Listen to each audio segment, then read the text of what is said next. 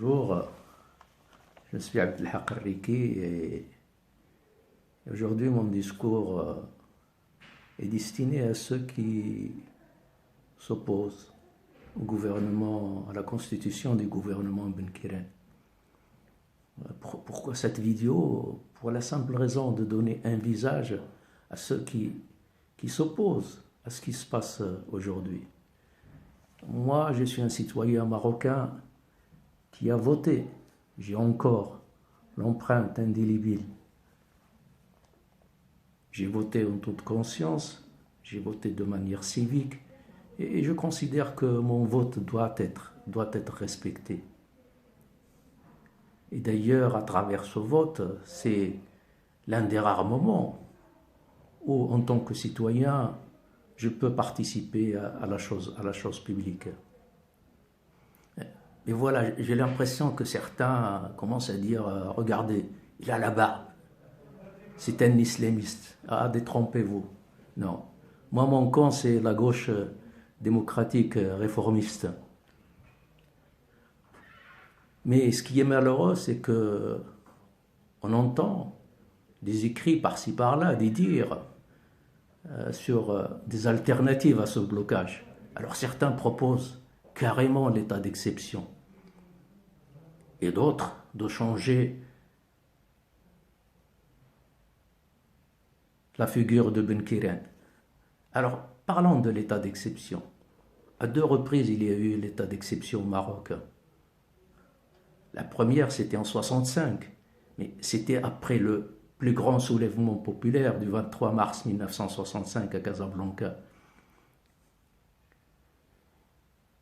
On est resté 5 ans sans parlement jusqu'en 1970. Il y a eu reprise des élections sans la participation des deux principaux partis nationaux d'opposition, l'UNFP et l'Istiqlal. Mais ce même parlement n'a pas duré longtemps, puisqu'il a été dissous en 1972 suite aux deux coups d'État de 1971 et 1972. Donc, la dissolution du Parlement et l'état d'exception sont deux faits majeurs, mais ils sont une réponse à des situations dramatiques. Aujourd'hui, au Maroc, je ne vois pas pareille situation.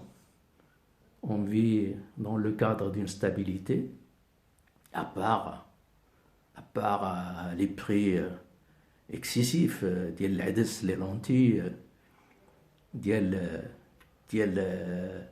l'essence. Et d'ailleurs, tout le monde en parle. À l'échelle internationale, le prix de baril baisse, et ici, les prix ne baissent pas. Donc la dissolution et l'état d'exception ne sont pas des solutions viables. Alors changer Ben Kiren. Mais pourquoi changer Ben Kiren? Ben Kiren s'est présenté lui-même aux élections alors que d'autres ne se sont pas présentés. Il a gagné de haute main son siège, son parti a réussi les élections en pole position, tant en nombre de voix qu'en nombre de sièges. Il a été nommé par Sa Majesté le Roi. Donc, pourquoi le changer?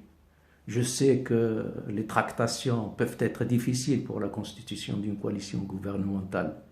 Mais d'ici là, à demander le changement de Ben Kiren, je crois que c'est aller trop loin en besogne. Donc, ce que je demande, c'est le respect de la légalité constitutionnelle. Nous sortons d'une situation difficile. Le 20 février 2011, nous sommes mis d'accord sur la feuille de route. D'ailleurs, le discours du roi du 9 mars 2011 était clair. On s'est mis d'accord sur une constitution, on s'est mis d'accord sur la réforme au lieu de la révolution. Et donc il y a eu des élections, il y a eu un gouvernement dans la difficulté. On en est arrivé à des élections qui ont été acharnées, dures, mais les résultats sont là, les résultats déclarés par le ministre de l'Intérieur. Donc ce qui reste, c'est constituer le gouvernement et éviter toute escalade dangereuse. Au Maroc, la stabilité est réelle, mais la fragilité démocratique, là, on peut en parler. Malheureusement, chez nous, les sondages ne sont pas permis. Mais je peux prendre comme exemple la France, un sondage dernièrement en France, Le Monde